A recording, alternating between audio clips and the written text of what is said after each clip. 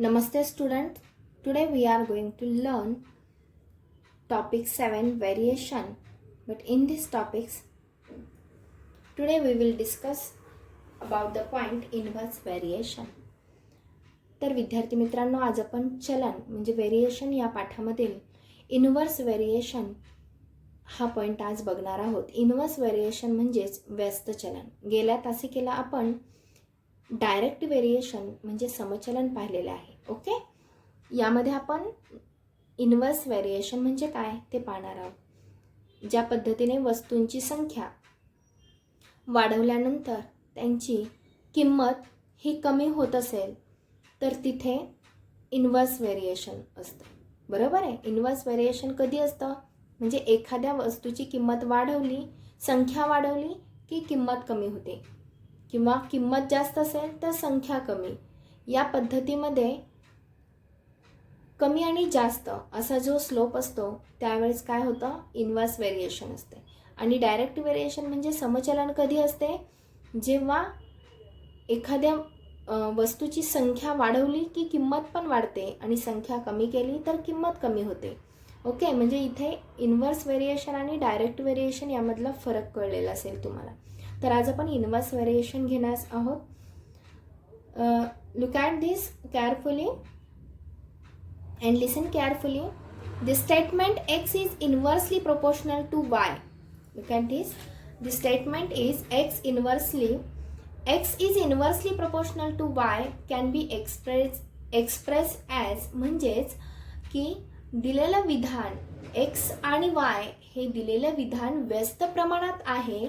हेच विधान आपण कसं लिहू शकतो, तर x आणि y हे दोघं इन्व्हर्स प्रपोर्शनमध्ये आहेत. हे लिहिण्यासाठी आपण काय करतो तर पहा, x inversely proportional to y म्हणजेच इन्व्हर्स म्हणजे काय, गुणाकार व्यस्त, म्हणून x इन्व्हर्सली प्रोपोर्शनल y. हे लिहिण्यासाठी आपण x हे चिन्ह लिहिणार अल्फा आणि 1/y म्हणजे इन्व्हर्स. y चा इन्व्हर्स आहे x इन्व्हर्सली प्रोपोर्शनल y. हे या पद्धतीने लिहिणार. Therefore xy is equal to k. हे झालं equation of variation, equation of inverse variation. म्हणजेच हे काय आहे, व्यस्त चलनाचे समीकरण. ओके, हे जे xy is equal to xy म्हणजे x गुणिले y, बरोबर आहे. या दोघांमध्ये गुणाकाराचं चिन्ह असतं, बरोबर आहे. xy म्हणजे x गुणिले y बरोबर k. हे इक्वेशन ऑफ व्हेरिएशन आहे. ओके, इक्वेशन 1 आपण नाव देऊयात त्याला. म्हणजेच काय आहे, व्यस्त चलनाचे समीकरण. ओके, व्यस्त चलनाचे समीकरण. ओके, हे व्यस्त चलनाचे समीकरण आहे, समीकरण 1. देन इथे आपल्याला k is equal to constant असतो, बरोबर आहे. xy बरोबर k, याच्यामधला k is the constant. Okay, k is the constant म्हणजेच काय आहे, k हा स्थिरांक आहे, बरोबर आहे. k हा स्थिरांक आहे. Okay, do you understand student की what is mean by inverse variation, how to write the given statement in inverse variation. दिलेलं विधान हे इन्व्हर्स प्रपोर्शनमध्ये, इन्व्हर्स व्हेरिएशनमध्ये कसं लिहायचं ते तुम्हाला कळलेलं असेल. Okay, xy is equal to k is the equation of variation म्हणजेच व्यस्त चलनाचं समीकरण आहे. आणि यामध्ये k is the constant of variation. Constant of variation म्हणजेच काय, चलनाचा हा स्थिरांक आहे. k हा स्थिरांक आहे चलनाचा. ओके, यावरील आपण काही उदाहरणे पाहूयात. ओके ओके आत्ताच आपण इन्व्हर्स व्हेरिएशन म्हणजे काय ते आता आपण पाहिलेलं आहे. इन्व्हर्स व्हेरिएशन या पद्धतीने दाखवतात. x inversely proportional to y म्हणजेच xy बरोबर k, equation of inverse variation. This is the equation of inverse variation. xy is equal to k and where k is the constant of variation. म्हणजे k हा चलनाचा स्थिरांक आहे आणि xy बरोबर k हे चलनाचं व्यस्त चलनाचं समीकरण आहे, बरोबर आहे. यावरून आता आपण practice set, how to solve the practice set 7.2. Okay, सराव संच 7.2 कसं सोडवायचं ते आता आपण पाहूयात. यामध्ये तुम्हाला क्वेश्चन 4 दिलेला आहे. क्वेश्चन नंबर 4 आपण फर्स्टला घेतो आहे. Question 4, write the following statements using symbol of variations. म्हणजेच खालील विधाने चलनाचे चिन्ह वापरून लिहा. जसं आपण समचलन हे चलनाचं चिन्ह वापरून लिहिलेलं आहे, याच पद्धतीने आपण व्यस्त चलनसुद्धा चलनाचं चिन्ह वापरून लिहिणार आहोत. Okay. First example, right here the wavelength of sound that is L and its frequency F are in inverse variation. म्हणजेच ध्वनीची तरंग लांबी एल आणि वारंवारता एफ यामध्ये व्यस्त चलन असते. मग हे विधान आपण सिम्बॉलिकली म्हणजे इक्वेशनमध्ये कसं लिहिणार? ध्वनीची तरंग लांबी एल म्हणजे wavelength of sound L he frequency F सोबत इनवर्स व्हेरिएशनमध्ये आहे. तर ध्वनीची तरंग लांबी एल आहे. ओके. आणि त्याची फ्रिक्वेन्सी वारंवारता किती आहे? एफ आहे. ओके. एफ म्हणजेच इनवर्सली प्रोपोर्शनल आहे म्हणून 1/f या दोघांमध्ये काय येणार आहे? हे साईन येणार आहे. L inversely proportional to wavelength F म्हणजे एल 1/f आणि हे सिम्बॉल म्हणजेच काय आहे? L inversely proportional to F हे सिम्बॉलिकली असं येणार आहे. Then second question, the intensity I of light varies inversely with the square of the distance D of a screen from the lamp. म्हणजेच दिव्याच्या प्रकाशाची तीव्रता आय म्हणजे दिव्याच्या प्रकाशाची तीव्रता आय ही काय आहे? दिवा आणि पडदा यांच्यामधील अंतराचा वर्ग. अंतराचा वर्ग म्हणजे डीचा वर्ग. डी हे अंतर दिले, अंतर म्हणजे डी दिले, distance.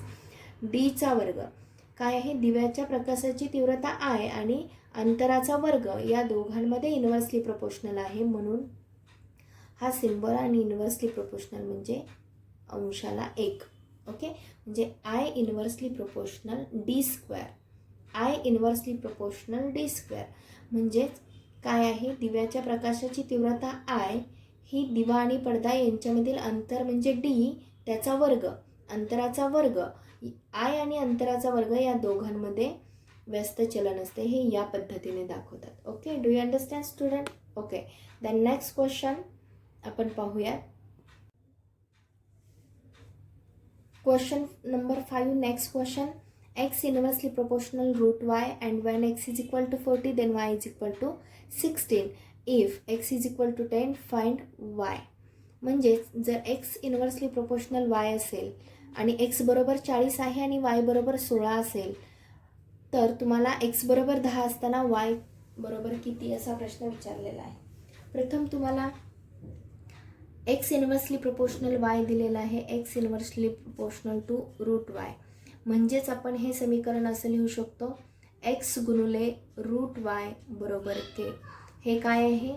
Equation of variation. Equation of inverse variation हे व्यस्त चलनाचं समीकरण आहे. x गुणुले रूट y बरोबर k. बरोबर आहे. इथे काय आहे? चलनाचे समीकरण, व्यस्त चलनाचे समीकरण, व्यस्त चलनाचे समीकरण. ओके. व्यस्त चलनाचे समीकरण. आता इथे तुम्हाला x बरोबर किती दिलेला आहे पहा. x बरोबर 40 आणि y बरोबर 16 म्हणजे x आणि y दोन्हींच्या किमती दिलेल्या असताना तुम्हाला कॉन्स्टंट ऑफ व्हेरिएशन k आपल्याला काढता येतो. k काढल्यानंतर आपल्याला नंतर तुम्हाला या इक्वेशनमध्ये दिलेले x बरोबर 10 आणि y बरोबर किती हा प्रश्न विचारला आहे, फाइंड y. जर आपल्याला कॉन्स्टंट ऑफ व्हेरिएशन म्हणजे k is the constant of variation, k हा चलनाचा स्थिरांक काढल्याशिवाय आपल्याला हे उदाहरण सोडवता येणार नाही. त्यासाठी x व्यस्त चलन रूट y असेल तर आपण हे समीकरण लिहितो x गुणुले रूट y बरोबर k. इथे x ची व्हॅल्यू पुट, x बरोबर इथे किती दिलेला आहे? 40 दिलेला आहे आणि y बरोबर 16. x बरोबर 40 अँड y बरोबर 16. पुट x बरोबर 40 आणि y बरोबर 16 दिस व्हॅल्यूज इन इक्वेशन 1. इक्वेशन 1 मध्ये तुम्हाला काय करायचे? या इक्वेशन 1 आहे या इक्वेशनमध्ये या इक्वेशनमध्ये ह्या दोन व्हॅल्यूज ठेवायचे. पहा x इज इक्वल टू 40 इथे दिलेला आहे.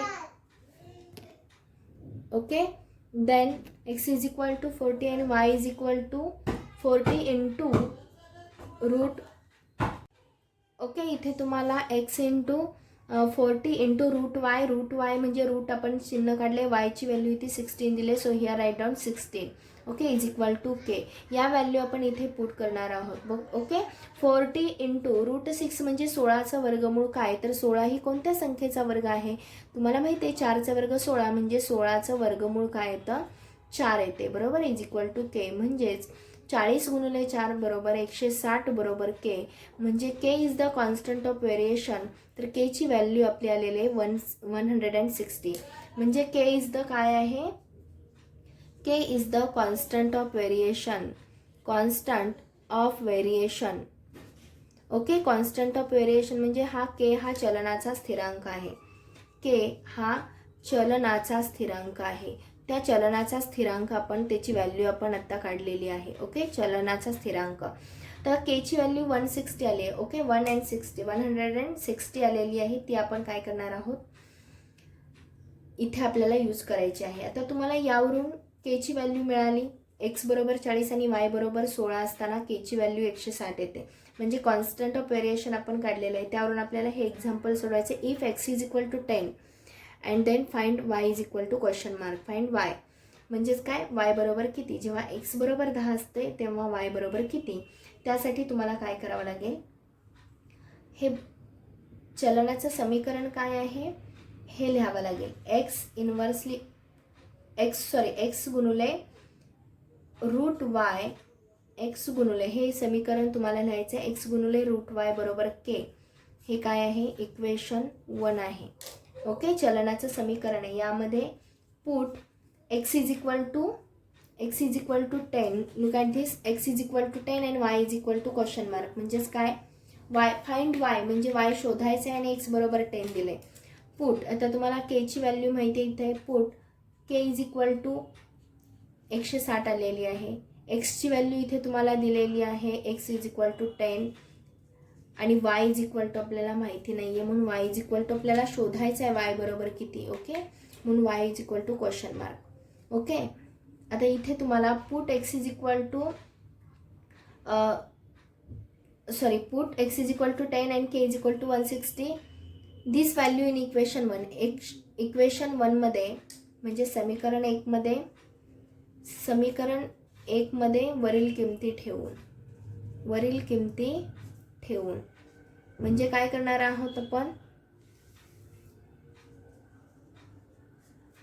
या किमती के बरोबर 160, एक्स बरोबर 10 आणि वाय बरोबर प्रश्नचिन्ह आहे. ओके हे काढायचे आपल्याला. हे या दोन्ही किमती आपल्याला या समीकरणामध्ये ठेवायचे.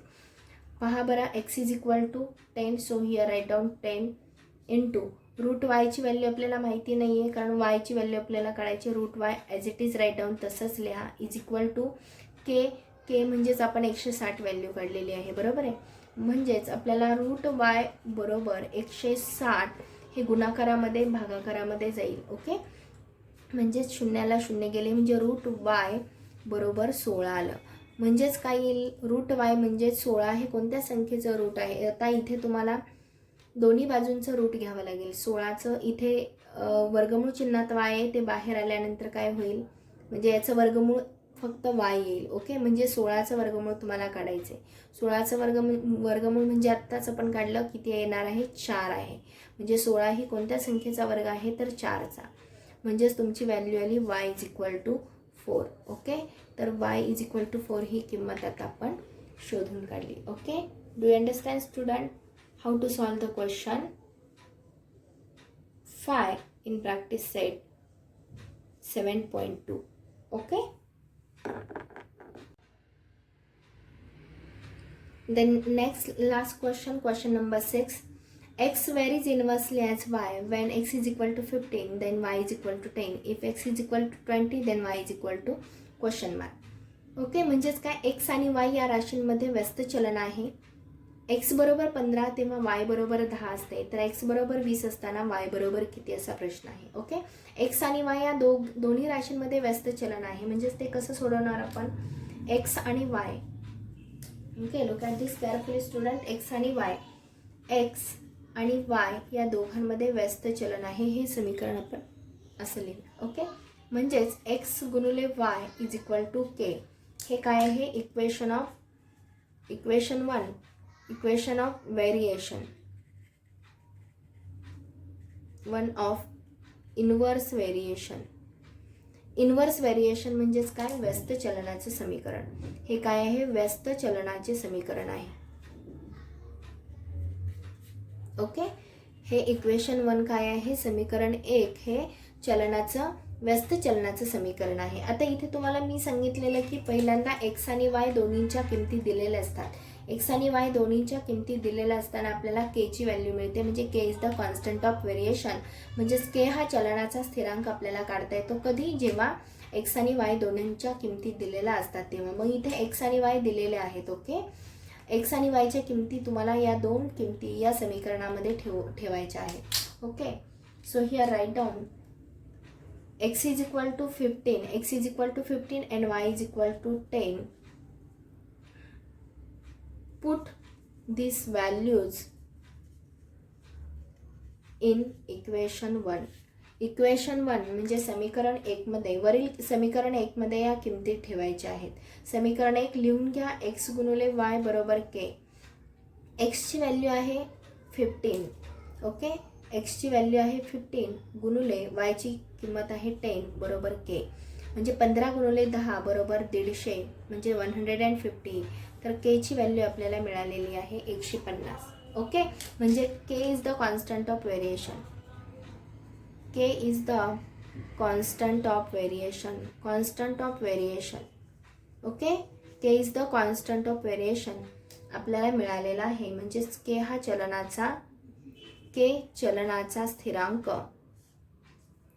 चलनाचा स्थिरांक आता आपल्याला मिळालेला आहे. ओके, यावरून आपण काय करणार आहोत, x बरोबर 20 असताना y बरोबर किती हे आपण शोधणार आहोत. त्यासाठी तुम्हाला समीकरण लिहून घ्यावं लागेल. x गुणिले y बरोबर k हे इक्वेशन 1 आहे. ओके, हे चलनाचं समीकरण आहे. यामध्ये कोणत्या किमती ठेवणार आहात तुम्ही, x is equal to 20 and k ची व्हॅल्यू आता आपण काढलेली आहे, k is equal to 150. Okay, k is equal to 150 म्हणजे k ची व्हॅल्यू 150 आणि x ची व्हॅल्यू 20. या दोन्ही किमती आपण या समीकरणामध्ये ठेवणार आहोत. Okay, so x is equal to 20 म्हणजे x ची किंमत आपण 20 ठेवली गुणिले y ची किंमत आपल्याला माहिती नाही, ती आपल्याला शोधायची म्हणून y तसाच घेतला बरोबर k ची व्हॅल्यू 150 आहे. ओके, म्हणजेच काय, y बरोबर 150. ओके, 150 भागिले हे गुणाकारामध्ये 20 आहे, भागाकारामध्ये येईल. ओके, म्हणजे 0 ला 0 गेले म्हणजे y इज इक्वल टू 15 भागिले 2 म्हणजेच y is equal to 7.5. Okay, तर y ची किंमत आपली किती येईल, 7.5. ओके, त्यावरून आपल्याला y ची व्हॅल्यू मिळाली, y इज इक्वल टू 7.5 ही व्हॅल्यू आता आपल्याला मिळाली आहे. Okay, do you understand student how to solve this example question 6. Okay, हे उदाहरण 6 नंबरचं उदाहरण आपल्याला कसं सोडवायचं ते तुम्हाला कळलेलं आहे. ओके ओके, यावरून तुम्हाला प्रॅक्टिस सेट 7.2 मधील क्वेश्चन 1, 2 आणि 3 तुम्हाला सॉल्व करायचे आहेत. सेम प्रोसिजर आहे. मला वाटतं एक्झाम्पल नंबर 5 मी ज्या पद्धतीने सोडवून दिलेला आहे त्याच पद्धतीने 5 आणि आत्ता 6 हे 2 एक्झाम्पल मी जे सोडवून दिलेले आहेत यावर आधारित तुम्हाला प्रश्न क्रमांक 1, 2 आणि 3 ही उदाहरणं सोडवायची आहे. ओके.